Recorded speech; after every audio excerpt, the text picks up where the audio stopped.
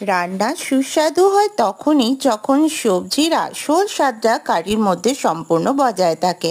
তার জন্য মশলা তেল বেশি বেশি করে দিতে হবে এমন নয়, বরং নিরামিষ তরকারিতে খুব সামান্য মশলা দিয়ে হয়ে যায়।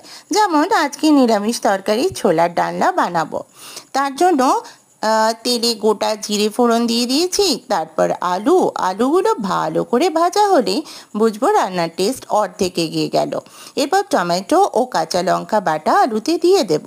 সেদ্ধ ছোলাগুলো এরপর দিয়ে ভাজা ভাজা করে নেব। এরপর হলুদ, লবণ, লঙ্কার গুঁড়ো দিয়ে দেব। ভালো করে কষাবো, সামান্য জল দিয়ে আবারও কষাবো। পুরো কষা হলে জল দেব পরিমাণ মতো, ঘন হলে কয়েকটা আলু স্ম্যাশ করে নেব, ব্যাস। ওভেন বন্ধ করে সামান্য হিং দেব, ঘি ও গরম মশলাও দেওয়া যায়।